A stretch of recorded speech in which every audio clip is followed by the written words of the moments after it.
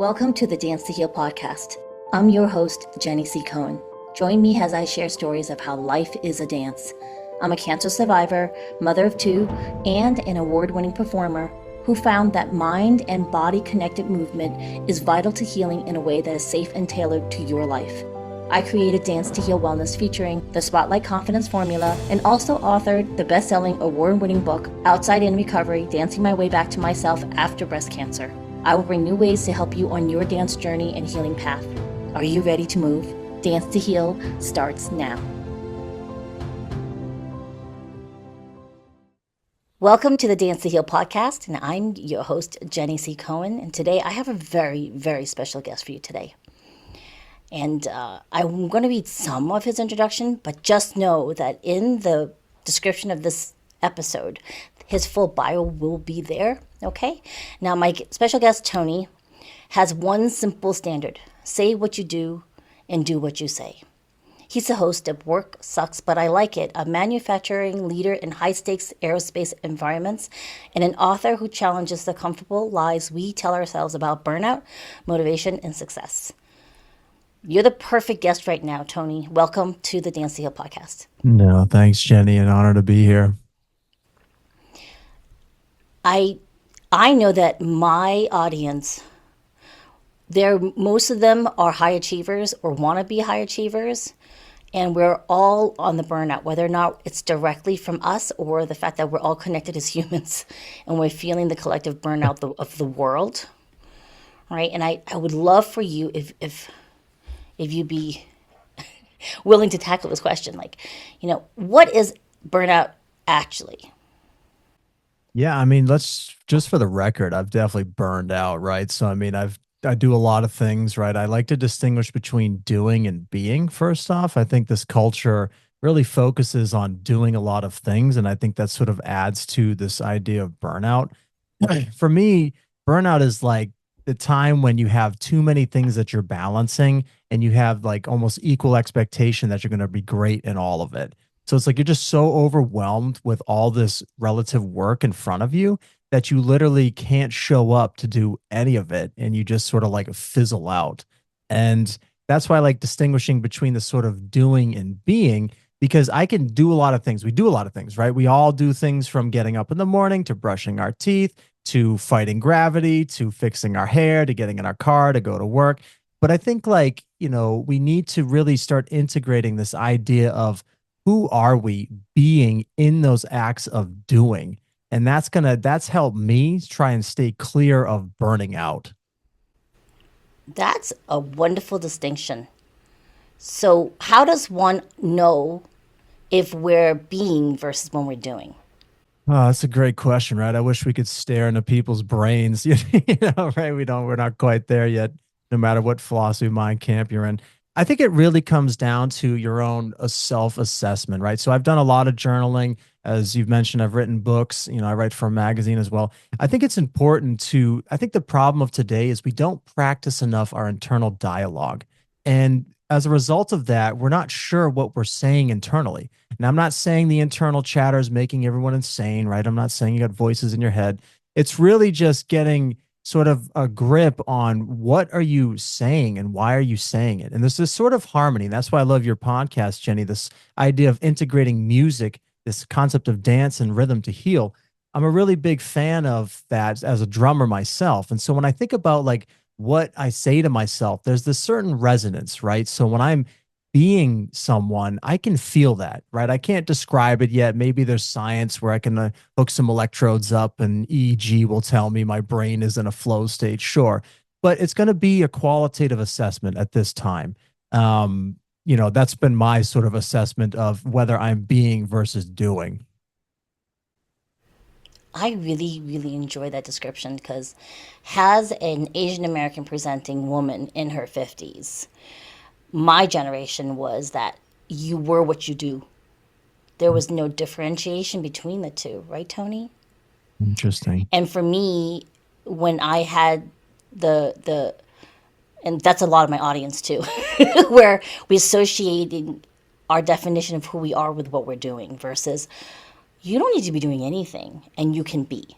And I love you bring this up for us. But one of the problems, Jenny, is our culture is so used to having this custom of, oh, what do you do, Jenny? And then your question is immediately, oh, I do the thing that trades time for money. But you were a cancer survivor, you were a dance star, you were a mother, you're a wife. It's like that question really blows. And I hate that question. I don't know how to answer it. But I think like that podcasts like these, that you're doing, I think it's really starting to help change this conversation of what do you do? Right? Because I think it's such a lame question and a lame answer. Maybe it's just like an icebreaker, right? I was talking to my brother about that the other day, and he's like, it's more of just like an icebreaker. That's what you do when you meet someone. Hey, what do you do? It's just to get the ball rolling. But the problem with that, it just limits who you are because your response is that stupid thing that you do to trade time for money. And I'm not saying it's stupid, but I'm just saying there's so much more to a person than what they do for their job. Absolutely. I mean, the very fact that your amazing podcast is called Work Sucks, but I like it. I mean, come on. That is the Right. epitome of what you just said, right? Yeah, exactly. Right. Because, like, I still remember when my kids were training to be junior Olympians, and we were in the gym every day after they did homeschooling, every day before practice. That was the grind they had to put in so they could ultimately end up with their silver and gold medals, like highest score achievers for that particular year. But then they walked away. They're like, "We're done. We've achieved that. Check it off. We're done." It's like Yeah. that really sucked. That we don't want that abusive coach anymore, right? So there is that distinction though between that because the other alternative to life not being hard, for my experience in my 50s, and I would love a different perspective, Tony, is that I can love it, but lifing is really hard. Like lifing's hard, isn't it, Tony? There's an aspect to being a mother that's a grind. I'm in a marriage, 30 something years. That's work you have to put in, or you don't have a marriage. Yeah, no, I love. I guess I think of the saying from Ziegler, right? When you're tough on yourself, life is going to be infinitely easier on you, right? And I think it comes down to expectations. I mean, really, hats off to your 30 plus years with marriage. That's a lot of work. I'm sure there were times that sucked with that, but I think like with an example like that, you kind of see the bigger picture. And I guess what do I mean by that? We're so in a culture of like, I need it tomorrow. Like thanks to Amazon Prime, it's like I need this thing today. Tomorrow, so I can plug it in and charge it and up my, levels on my game and my TV and surround sound system. And it's like these things that we're accumulating, as you can feel today, they're not satisfying this sort of like inner craving for this sort of like, I'll call it just like resonance with everything, this sort of harmony. We can't sit with ourselves. And the way we sit with ourselves is we sit in front of a TV and, we want more crap around us. And it's just getting to a point where it's like we have so much crap, we don't even know what to do with it. Right. So it's like our goals, therefore, are now sort of like they're nonsensical. It's like, I need a bigger house. I need this. And we're not talking in terms of like you just kind of mentioned that I hear a lot of conversations now. It's like, oh, I've been married for 30 years. Now I'm hearing like divorce rates are through the roof. And I've been married for a year and we couldn't figure it out. Now we're divorced. And it's like, well, where's the work, right? Where's the work that's going into this? Like people seem to be forgetting that there has to be work friction that goes into succeeding at times. It's not all paved in gold and everything is, we're talented when we're, come out of the womb. It's like we got to put effort into these things. I love this. And so, audience members, my audio audience, Tony looks really young to me. So if you go to YouTube, you'll see him physically. He looks like a baby, and Yeah, you're right. not. I know you're not. I don't mean to 38. belittle. So 38. Yeah, could still be a mom. I'm 57. So it's like, it's and just a number. and the Yeah. thing is, though, what's amazing, right, is that more and more of your particular generation understands this already, while most of us in our 50s and 60s are just beginning to embrace it. What you're saying, because for those of us who grew up, like we're Gen Xers, right? I was the earlier Gen X, I think. Yeah, I'm an early Gen X. And for us, we didn't have anything. So the accumulation of things was a physical manifestation of our lack. And we didn't realize all it was doing was cluttering our house. And we don't need all these things. It's the experiences you take with you. You can't take all of your pretty things, that tchotchkes that you collect. You just can't. They stay Right. here, and then your family has to get rid of them. But Exactly. I Yeah. Yeah. Right. I digress. know. Right. Yeah. All So, the, Tony, yeah. for me, because I love that you're you Describe your work as a blend of psychology, flow science, leadership, and real world experience. Because right now, people are coming away from the hustle culture. But what's the other option then? What does someone else do then if we're not going to burn ourselves up working for someone else? I think it's really about understanding this concept of flow. And I guess what do I mean by that? So I'm doing my PhD in it as well. So flow is that state people might have heard, especially as you as dancers, right? The music's going, you're feeling the rhythm, you're in this zone, you're in this state where there's this total control. There's this sense of time that's being distorted. It's almost like you are just, it's like the matrix. Like you're kind of just, you're doing it. You're doing something really cool. You're living fully. And I think like what we need to realize with that concept is that flow has been correlated to a lot of great things in psychology, to well-being, to, optimal performance, to, optimal levels of consciousness. And when you look at that last one, optimal levels of consciousness, I'm an engineer, right? So I like to engineer things to be efficient and, with processes and whatnot. So when I look at my life, I look at my life as a process, right? We are a system, right? We're an open system. We have things coming in that we eat. I just ate, with my girlfriend, we had some vegan hot dogs, and some mushrooms on top. And, that's going into my body. I don't know what it's doing, but it's, giving me energy to now speak on your show, Jenny. And then, of course, the things that we don't need go out the next day. Right. But so there's this system. And I think like putting our engineer's hat on for living today, flow you could make an argument for is again this optimal state of consciousness. So the question I would encourage people to now start asking is, well, how do I get into states of flow? If the scientists are saying that this is an optimal state of being for the brain, now I do want to say that flow is very taxing on the brain. There's a lot of things that go into it when you're in these flow states, so it's important to rest. So there's 4 steps to flow. The first is struggle. So imagine that I'm learning a new dance move, right? I'm not a dancer, by the way. I love playing drums. I dance behind the drums. But say I'm working on this new dance move, right? And it's challenging. And I have some skills, but the challenge, I'm still not getting this twist. My arms are flailing all over. And then through the struggle phase, I'm learning sort of the skills and learning the challenges relative to the problem in front of me. Then I take a step back. Okay, I get off the dance floor. I say, whew, grab some water, talk to a friend, whatever. Maybe I come back the next day to the studio. And so I've released sort of that sort of attachment to that process of learning. Now I go back into the dance floor. I've, practiced numerous times these moves. The music kicks in. Now I find a flow state. And all of a sudden I'm grooving. I hit the moves, blah, blah, blah. The performance, it goes great. But after a flow state, there's the important need for recovery. And I think people forget sometimes that we need to recover.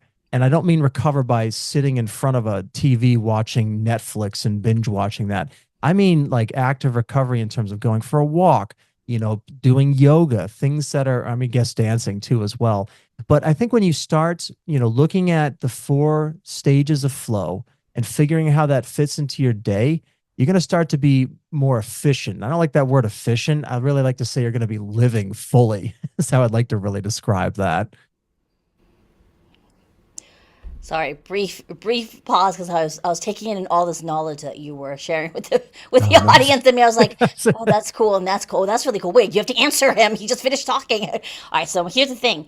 For me, I love the way you explain that because I'm currently in a 1-year study around the neuroscience behind dance, and there are actual brain pathways that switch on and off when you're learning new material versus when you're rehearsing versus when you're getting feedback versus when you're performing. And so all these Love things that that. you're saying, I'm like, oh, so basically this is just the ability to switch between all of those types of brain pathways, and that would be flow. I love that. And there is a whole thing in what I'm studying right now with the neuroscience of dance that discusses how there needs to be rest for the brain to process the knowledge you're trying to put in your body. And I was Love like, that. ew, that's another way what you were saying with the rest, right? Because So this research, Jenny, that you're doing, you're going to be publishing this for us in the audience here. Is that I like, really should. I have a yeah, first I would book, love to and read then it. there's going to be a Yeah. second book that's going to incorporate all this knowledge because I think people just don't understand, especially adult learners. Just so you know, Tony, it's never too late for you to start dance classes. Like if your girlfriend wants to dance, you could do West I Coast love it. Thank swing or you. East Yeah. Coast swing. Those are really fun partner dances. They're good for well, you're not married, so you're still in the new stage with your girlfriend. But those of us who are a little old and married, It's nice because then Nice. the guy has to lead. I Mhm. don't lead at all, which is wonderful. Like the responsibility is my husband's to know. I just have to follow though, and I have to know how to follow, which is really different. Okay, so the Love flow that. state, I love that. And then let's say someone hates their job, but they have to stay in it. Because a big one right now, no one has the ability to freely walk away from health insurance, even if out of pocket is still expensive. People will become homeless after one bout of sickness in the hospital. It's just too expensive, or there's some other benefit, or they're really close to being able to retire with benefits. How does one then stay there? Because if you hate the job, or maybe people you're working with, how does one survive that? How does one Yeah, get I past guess that? no, yeah, that's a great question. I guess the first thing I want to say, Jenny, is that first off, I hate all these self-help books that are like, go find your passion and your dream job, and you'll never work a day, if you love your job and all this crap. And it's like, I understand that, right, to some extent, right? But if you look at a soccer player, right, do they really love all the training and the dieting and all this? Sure, they love playing on the stage of the World Cup, but it's like all these other things. Maybe they do. I don't, I don't know if it's a famous soccer player, but I guess like for a person that's frustrated with their job, I guess I would say this. First off, I'd like to think of I believe the author was Michael Gerber. I want to make sure I'm giving the credit here. And in his book E Myth, he talked about this person that was frustrated at their desk job. And this person wanted to be an artist. And they were saying, "Oh, I'm at a desk job and I'm limited by my computer and my mouse and keyboard and I'm writing these stupid reports and all this crap." Right. And Michael said, "Well, wait a minute. What does an artist really need? An artist needs some tools and a medium, if you will, and then you can do art.